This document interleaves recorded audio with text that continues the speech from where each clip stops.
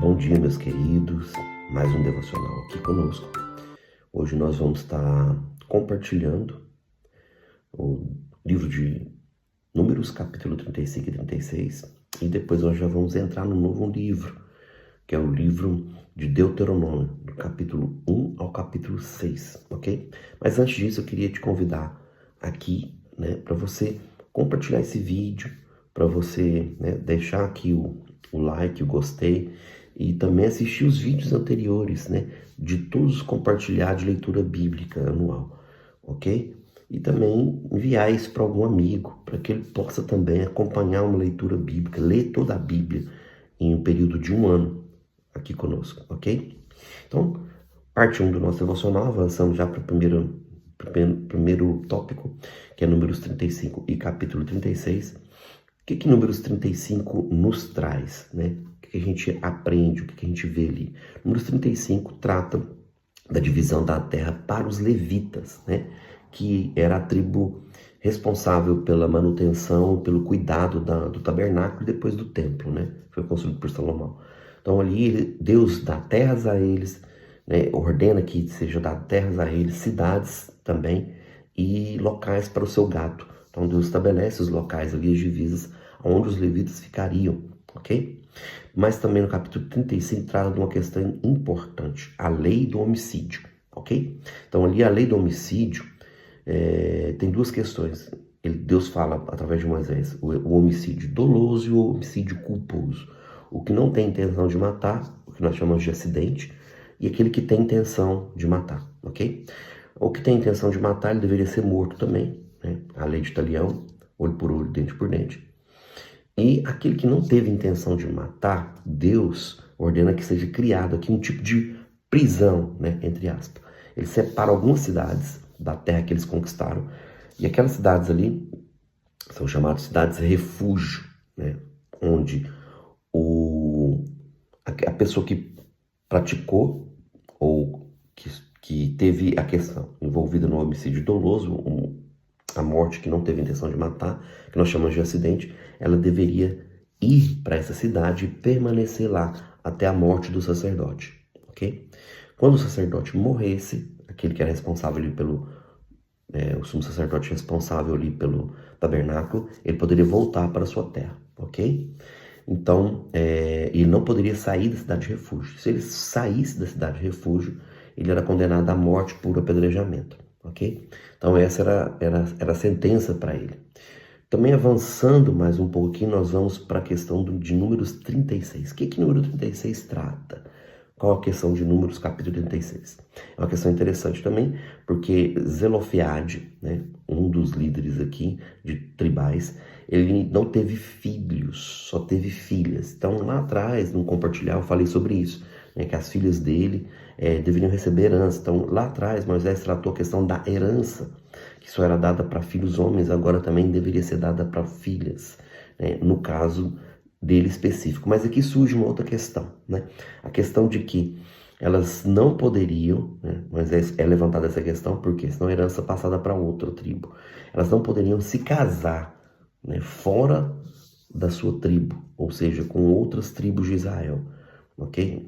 Elas não poderiam se casar com homens de outras tribos de Israel, porque senão a herança sairia daquela tribo e iria para outra. Então aqui é proibido.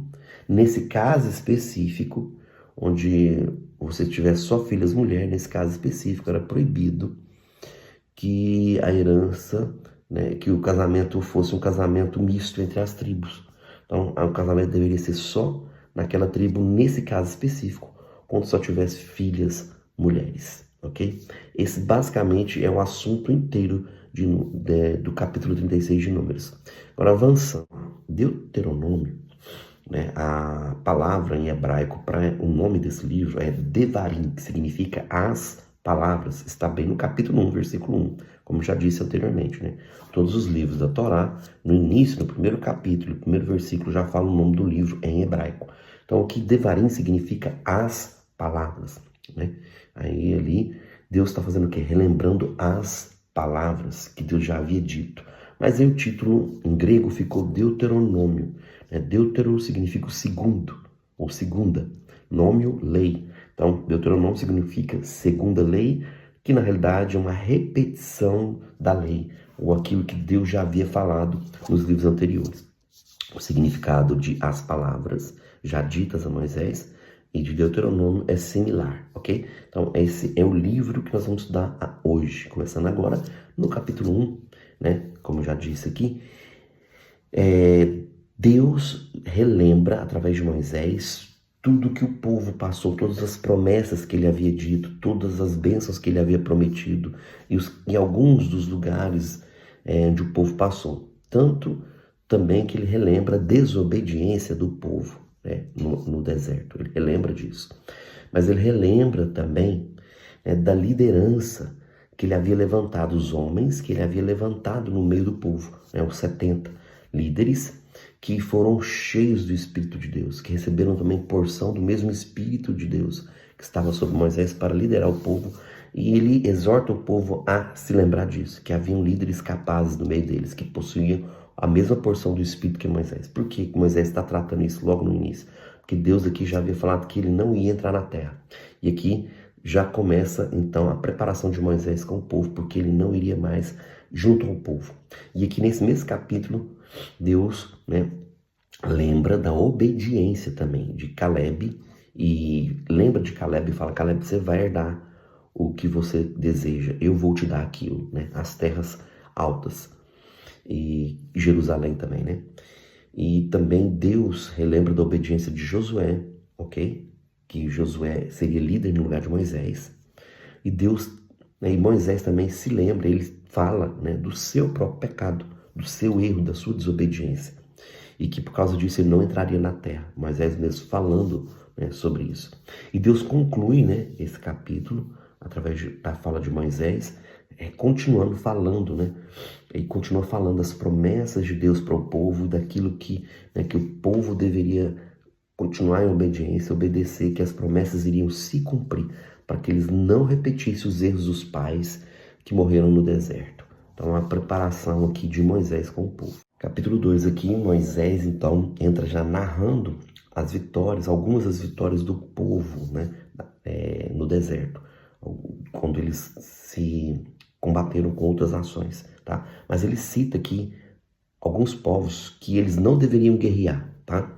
Que seriam os descendentes de Esaú e os descendentes de Ló, tá? Que povos são esses? Os descendentes de Esaú, os edomitas, ok? E os descendentes de Ló, os moabitas e os amonitas, que eram os filhos de Ló, ok? Então aqui Deus fala assim: com esses vocês não vão guerrear. Aí Deus dá um motivo também. Por quê? Porque primeiro eles eram irmãos, parentes próximos, e também porque os edomitas, os amonitas e os moabitas, apesar de seus problemas, eles derrotaram tribos de gigantes.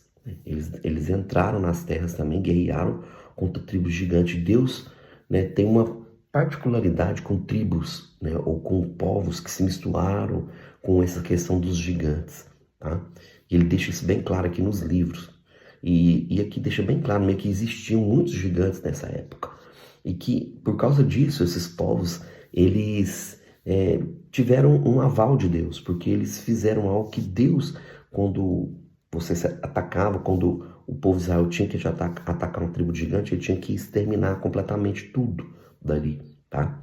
Por causa da mistura genética que havia no meio do povo, tá? E aqui ele cita, inclusive, o nome das tribos de gigantes que foram derrotadas pelos edomitas, pelos amonitas e pelos moabitas, Entre elas, as tribos citadas aqui são os emins, os anaquins, os anzumins e os avins. Então está ali citado no texto bíblico até o nome dessas tribos de gigantes.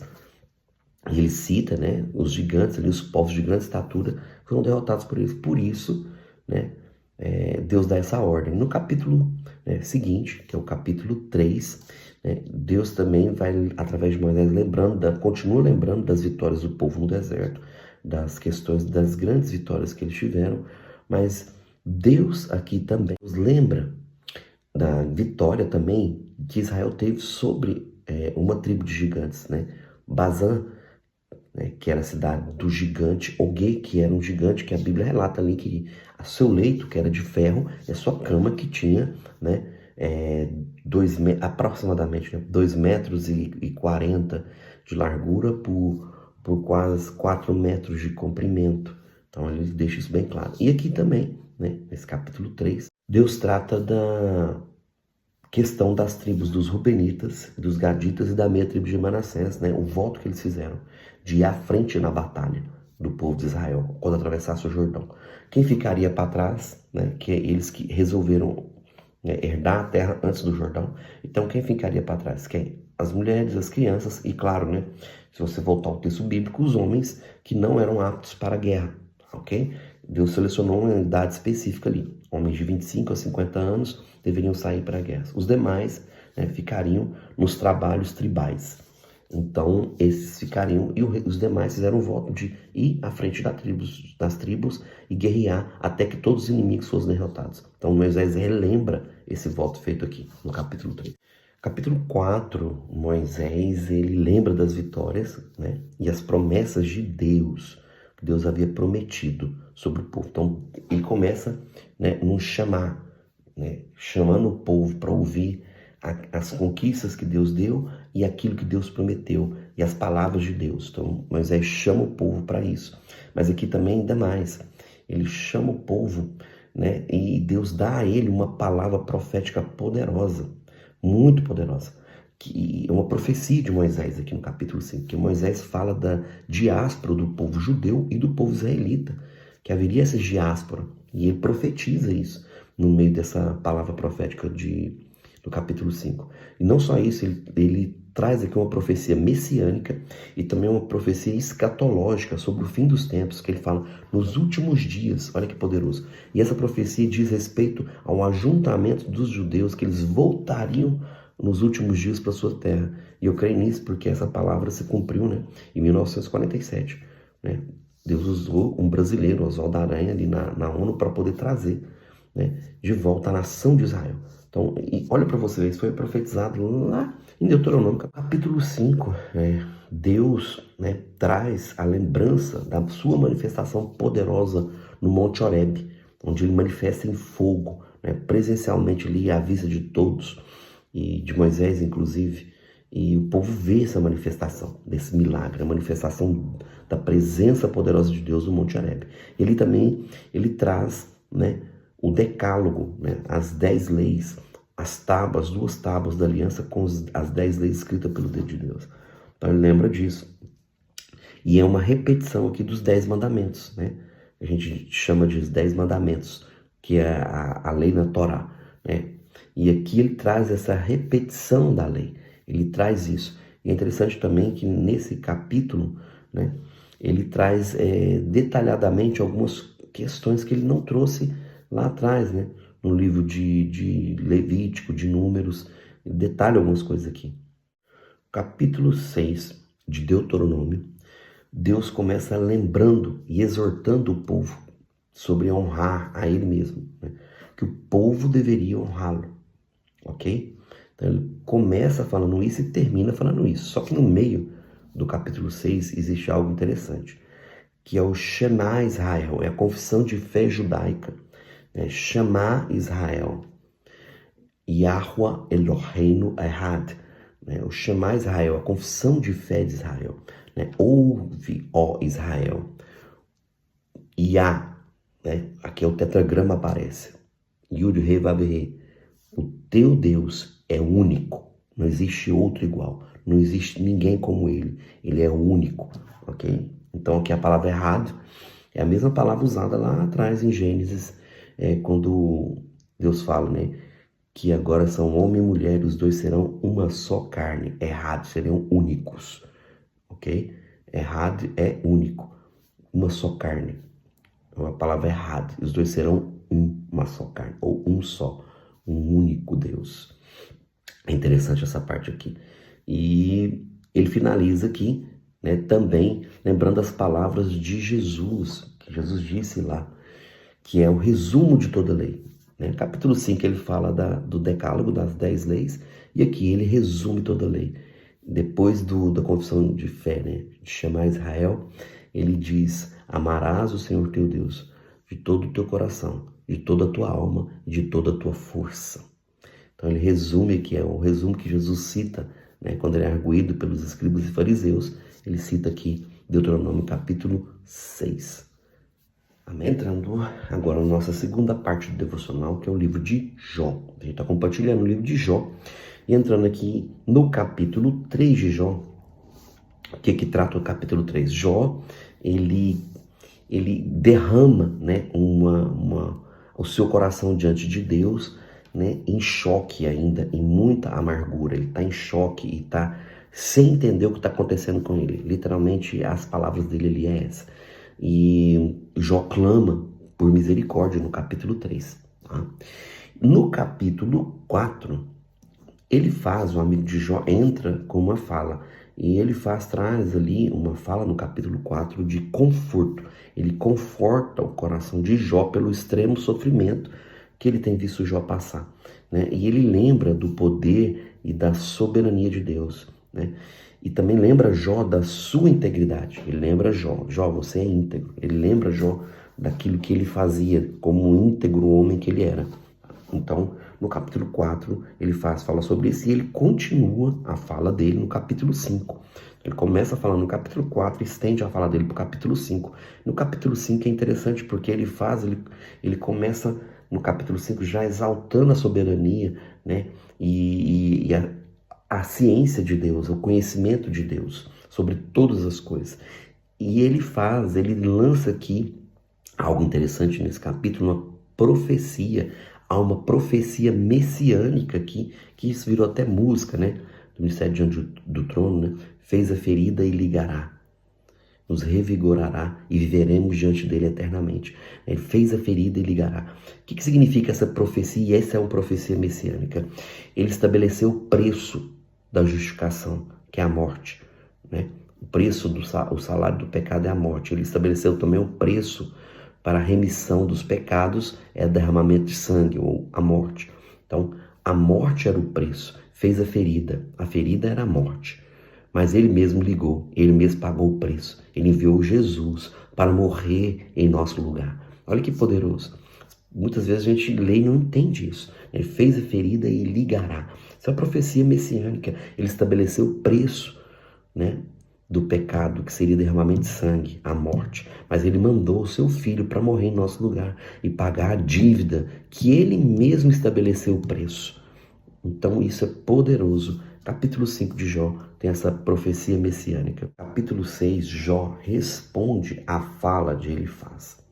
E ele derrama aqui o seu coração e tenta convencer Deus do tamanho do seu sofrimento, do tamanho da sua amargura. Como se Deus não soubesse disso. Aqui é uma tentativa de Jó, né, clamar pela misericórdia de Deus em mais alto grau, mais alta escala, respondendo à fala de Elifaz, como se não tivesse adiantado nada ele ser íntegro. Ele respondendo a Elifaz, e ele derrama aqui diante de Deus o seu coração. A grande questão é que, neste capítulo, ele traz um desabafo de alma. E Deus compreende muito bem isso. Ele derrama a sua alma, né, e expõe toda a sua falta de compreensão do que está acontecendo. Então é uma exposição do seu grande sofrimento, né, de alma diante de Deus, um desabafo. Parte 3 do nosso devocional, Mateus capítulo 26 e capítulo 27. Capítulo 26 de Mateus, Jesus começa narrando que ele deveria morrer na Páscoa. Ele começa a falar da festa e começa a falar da sua morte na Páscoa, e a Páscoa seria em 2 dias. Okay? Aqui nesse mesmo capítulo mostra uma cena, um episódio à parte, onde os escribas, os fariseus, os sacerdotes se reúnem para decidir questões a respeito da morte de Jesus. É que eles decidiram, né, já estavam decididos a fazerem isso. Okay? Aqui também narra outra cena, Jesus estando em Betânia, na casa de Simão leproso. Ele narra aqui o local, o período, né, que já era o período 2 dias antes da Páscoa, e o local que ele estava, ok? E aqui narra então a cena de uma mulher vindo com um vaso de alabastro, derramando sobre os pés de Jesus, enxugando seus pés, molhando seus pés com lágrimas, enxugando com seus cabelos, derramando bálsamo sobre Jesus. Não fala o nome dela. Interessante que tem um texto paralelo a esse, que não faz parte dos evangelhos sinóticos, que está no Evangelho de João, capítulo 12. Logo após a ressurreição de Lázaro, no capítulo 11, no capítulo 12, narra o mesmo evento, Jesus estando no mesmo lugar, também em Betânia, no mesmo período também, na semana que antecedia sua morte e crucificação. Só que aqui, no texto de João, diferente do texto de Mateus 26, fala o nome da pessoa, né? E também fala algumas pessoas que estavam ali, né? Ele estava na casa de Simão leproso, mas algumas pessoas, quem estava ali? Lázaro, a qual Jesus havia ressuscitado. E essa pessoa que faz esse ato, né, é Maria, irmã de Lázaro, né? Ali no texto do Evangelho de João, capítulo 12, fala então que essa mulher que não é identificada aqui no texto de Mateus, é identificada então no texto de João, capítulo 12. Maria, irmã de Lázaro, faz esse ato e Jesus fala, olha, o que ela fez vai ser lembrado. Só que aqui tem, no texto de Mateus, uma questão interessante. A questão interessante aqui é que, nesse ato dessa mulher, né, Judas, na realidade ele não fala que é Judas, é falado que é Judas lá no texto de Mateus 12, tá? Fala que é Judas, aqui fala os discípulos, né, usa a palavra discípulos, um discípulo, que fala que deveria vender isso é um absurdo, é um desperdício, deveria vender isso e dar aos pobres. Aí que não identifica ele, mas ele logo na sequência diz, e Judas sai dali e vai ter com os sumos sacerdotes para negociar. Depois desse ato, Judas decide ir, está com os sacerdotes que já estavam tramando a morte de Jesus, para negociar por 30 moedas, aqui fala o preço. Lá no Evangelho de João, identifica o discípulo como sendo Judas. Aqui no livro de Mateus não identifica. Jesus então dá ordem aos seus discípulos para prepararem, né, o momento da ceia pascual, da Pêssega, da passagem. E os seus discípulos obedecem e na celebração, aqui mostra, né, a celebração da ceia, Jesus ressignifica os elementos da ceia. A gente já falou isso tempos atrás. Jesus ele não muda nada, ele não fala, agora você vai ter que fazer de uma forma diferente. Não, aqui ele ressignifica os elementos e dá sentido àquela comemoração de Páscoa, que não era só porque o povo saiu do Egito, mas porque agora Deus fez algo maior, está tirando o povo do mundo, transportando para o reino da sua maravilhosa luz. E ele ressignifica os elementos ali. Nesse mesmo momento, Jesus fala que alguém ali ia trair ele. E Judas mete, que fala, aquele que vai meter a mão comigo no prato. Judas mete a mão com ele no prato e Judas pergunta, sou eu? Ele fala, tu disseste. Jesus responde a ele. Naquele mesmo momento ele sai. E Jesus então, saindo dali, antes disso, eles cantam um hino, né, que tem uma situação interessante, né? Eles cantam uma canção, um hino, e Jesus sai dali com seus discípulos para o Monte das Oliveiras, para o jardim de Getsemane, que é a prensa de azeite, Getsemane, a prensa de azeite no Jardim das Oliveiras. E ali Jesus passa a orar e convida os seus discípulos para orar com ele por 3 vezes, mas eles, por 3 vezes, adormecem, não conseguem estar orando com Jesus. E na terceira vez Jesus, e ele ora repetidamente, ele fala que a oração que Jesus fez, por 3 vezes ele orou, Pai, se possível, passa de mim esse cálice, o cálice da tua ira, mas se não for possível, eu estou aqui para cumprir a tua vontade. Essa oração de Jesus em extrema angústia, né? Em outro texto, claro, no Evangelho de João, cita que Jesus suou gotas como de sangue, né? E é interessante aqui porque depois que acontece esse momento de oração, Jesus ainda está falando com seus discípulos, aí chega Judas, né, com um grupo, né, com espadas e varapaus para prender a Jesus. E aí a forma que Judas identifica Jesus é dando um beijo no rosto. E Jesus questiona, é assim? Então que se processa a sua traição. E aí, nesse mesmo momento, Pedro saca a espada, não fala que é Pedro aqui, né? Mas Pedro saca a espada e corta a orelha do servo do sumo sacerdote, né? E no livro de João, engraçado, não é um sinótipo, volto a dizer. No livro de João, ele identifica quem é o servo, fala o nome dele, é Malco. Que é interessante, Malco é servo do sumo sacerdote, ele está sendo preparado para ser um sacerdote.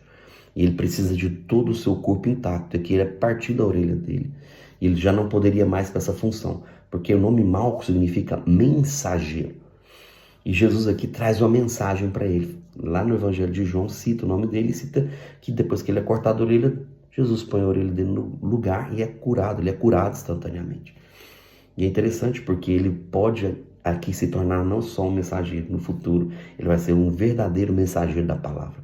Porque a palavra Malco, o nome Malco, é do derivado Malaquim, que é anjo ou mensageiro.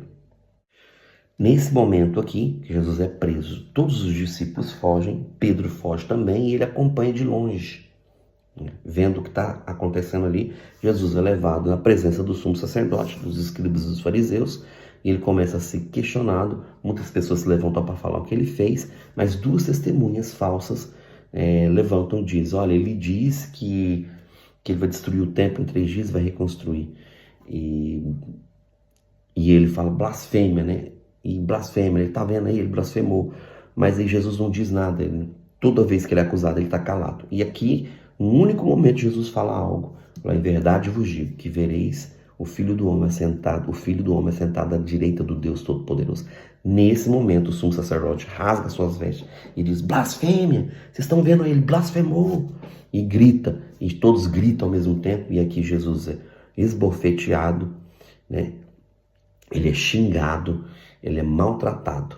Aqui, nesse exato momento. Finalizando o texto de Mateus capítulo 26, tem a negação tríplice de Pedro, ok? Onde cumpre a profecia que Jesus disse, né? Capítulos anteriores, que Pedro negaria ele 3 vezes. E Pedro, acompanhando tudo de longe, por 3 vezes ele é questionado: você não é aquele? Né? Também não é um deles? E Pedro nega por 3 vezes. O galo canta, Pedro cai em si do que ele fez e ele sai daquele lugar em profunda tristeza e amargura de alma. Mateus capítulo 27. Então, Mateus capítulo 27 vai narrar aqui então toda a trajetória de Jesus até a cruz, aqui depois da prisão dele. E já começa Pôncio Pilatos, ele é levado a Pôncio Pilatos, e Pôncio Pilatos, advertido pela sua esposa que havia sonhado com a angústia de Jesus durante a noite toda, falou: olha, esse homem é santo de Deus, cuidado. E ele tenta soltar Jesus, mas de todas as formas ele não consegue convencer os judeus, então ele lava suas mãos, falando: olha, eu não tenho culpa desse sangue. E aqui, né, Judas, arrependido também, volta e devolve as 30 moedas, que foi o preço do sangue. Ele joga as moedas lá e eles falam: olha, isso aqui é moeda de sangue, nós não podemos fazer nada com isso aqui, não pode ir para o templo. Então eles decidem comprar um campo, para um pedaço de terra, que é para um cemitério para estrangeiros, né, chamado Campo do Oleiro. E aí Mateus lembra da profecia, e aqui é uma questão teológica, tá? Ele fala assim: ó, como disse o profeta Jeremias. Na realidade, a Bíblia nossa hoje não é igual a rolo que eles tinham antigamente. Antigamente eram rolos, e é chamado rolo dos profetas. E o primeiro profeta no rolo, dizem os teólogos, era o rolo de Jeremias, ok? Então, quando ele fala, como disse o profeta Jeremias, ele cita a profecia é precisa. Na realidade, a profecia está no rolo dos profetas, que começa por Jeremias, mas está no livro de Zacarias, capítulo 11, do versículo 11 até o 14, que fala exatamente a profecia. O número das moedas, 30 moedas, que seria o preço, e o que seria feito depois com as 30 moedas. Okay? Que seria compra o campo do oleiro, exatamente o nome do campo que foi comprado. Então a profecia foi bem precisa, né? A profecia messiânica aqui, né? Uma aspas aqui para isso. Na sequência, Pôncio Pilatos, depois que Judas vai se enforcar, tal, na sequência aqui do texto, Pôncio Pilatos, na ânsia ainda de querer soltar Jesus, ele propõe soltar um prisioneiro. E propõe aos judeus: vamos soltar, tem que soltar um prisioneiro, é a festa da Páscoa, precisa soltar alguém. E eles falaram: então você vai soltar, solta Barrabás, não Jesus. Eles optam por Barrabás, e eles dizem algo aqui forte: falam assim, que caia sobre nós e sobre os nossos filhos o sangue desse homem.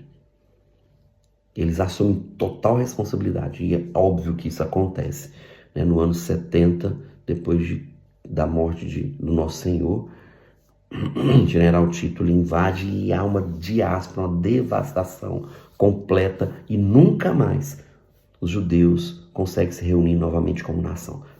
Eles são espargidos por todos os cantos da terra. Na sequência do texto aqui, Acontece vários eventos, né? Jesus, então, é conduzido para a prisão, então ele é chicoteado, fazem coroa de espinhos, colocam sobre a sua cabeça, ele é esbofeteado, blasfemado, e ele é conduzido para a cruz. E quando ele é conduzido para a cruz, Simão, Cirineu, né? Colocam ele para carregar a cruz de Jesus. É uma série de eventos aqui relatados. Quando chega na crucificação, eles tentam dar vinagre e fel. Fel aqui é um tipo de mirra, é uma mistura que se usa como anestésico, ou seja, para anestesiar, para tirar a dor, né, corporal que ele estava sentindo ali. Ele se recusa a beber aquilo. Então, por quê? Porque Jesus ele tem que passar por todo o processo sem nenhuma interferência humana. Então, ele está passando pelo processo, ele está carregando o cálice da ira de Deus. Por isso que ele se recusa a tomar esse anestésico, né? Na sequência aqui, Jesus é crucificado, né, no meio de dois ladrões. Tem a questão aqui do texto que relata que os soldados tiram as vestes de Jesus na crucificação, né, e lançam sorte sobre ela. Então Mateus relembra mais uma profecia se cumprindo, que está em Salmos capítulo 22, versículo 18. Salmo 22, 18 é parte dessa profecia que Mateus cita aqui. Então Jesus ali no meio dos dois ladrões. E aqui começa a entrar numa parte muito forte, muito interessante, né, que depois é comprovada pelas ciências arqueológicas, ciências históricas, pelos estudos que foram feitos no passado, né? São eventos sobrenaturais, quando Jesus, né, naquele período ali que ele permanece na cruz de 3 horas, ele começa, né, a fazer suas orações, entregar, ainda está ali sendo blasfemado, na cruz ainda sendo blasfemado, e os eventos sobrenaturais começam a acontecer, coisas sobrenaturais, como um período de escuridão, é relatado aqui, número 1, é um período de escuridão, de trevas, eles olham tudo em trevas. Durante o período que Jesus fica na cruz, densas trevas, a Bíblia relata. Segunda coisa, quando Jesus entrega o seu espírito, é relatado aqui um grande tremor de terra, um grande terremoto. E esse terremoto já foi comprovado cientificamente pela ciência histórica e pela arqueologia e por documentos achados, que houve um terremoto exatamente nessa época, que é relatado em outros lugares ali próximo a Jerusalém. Inclusive esse terremoto diz ser tão grande que foi sentido na Itália. Um terremoto sentido na Itália também no mesmo período, comprovando aqui na veracidade das escrituras. Então nesse terremoto, né, o véu do templo se rasga sobrenaturalmente de alto a baixo, falando assim, agora o caminho foi aberto pelo vivo, né, sangue do Cordeiro de Deus que tira o pecado do mundo. Quarto evento sobrenatural, a ressurreição, né, de muitos santos, uma grande ressurreição, e eles entraram na cidade e foram vistos por muitos santos que haviam morrido, se ressuscitam nesse momento onde Jesus entrega o seu espírito. Então, eventos sobrenaturais comprovados aqui. Mateus cita em detalhes esses eventos. Eu acho poderoso isso, porque é algo que mexeu com toda a estrutura, céus, terra e debaixo da terra, né? A morte de Jesus foi um evento ímpar, que nunca houve antes na história da humanidade e nunca haverá depois, somente o retorno dele. Fechando então aqui o capítulo 27, Jesus, né, é tirado da cruz. Então José de Arimateia, depois disso, pede para que, era um homem rico, né? Pede para que possa ser entregue, ele era discípulo de Jesus, para que ele pudesse colocar Jesus ali, né, no local do túmulo que era dele. E aqui acontece algo peculiar, porque na sequência aqui, os judeus se reúnem, os sacerdotes ali, falam, olha, lembramos de algo. Eles falavam que ele ia ressuscitar ao 3º dia, para que não dê a questão de os discípulos irem lá e pegarem o corpo e falarem, contarem uma história, né? Nós vamos colocar 2 guardas guardando a porta, e não só isso, vamos selar a porta. Então selar é como se fosse concretar a grande pedra que ficava na entrada do túmulo. Então foi concretada e foi selada, e foi colocado 2 guardas ali para guardar, né, o túmulo de Jesus. E o capítulo 27 termina dessa maneira, narrando toda essa sequência de histórias maravilhosas, que é o ápice da nossa salvação, a trajetória de Cristo. Nesse período agora que eu estou gravando esse vídeo, é Páscoa, né? Domingo, daqui 2 dias, é a Páscoa, comemorada a Páscoa, né, na data judaica. A Páscoa cristã vai ser no dia 20, mas a Páscoa, né, que começa no dia 13 desse ano, no caso aqui no 14º dia do mês de Aviv, vai terminar no 20º dia, que é o dia que é celebrada a Páscoa cristã, que são o jejum dos pães asmos, né, o período de 7 dias. Então hoje, nesse vídeo, para você ver que maravilha, estamos nesse período. Deus abençoe.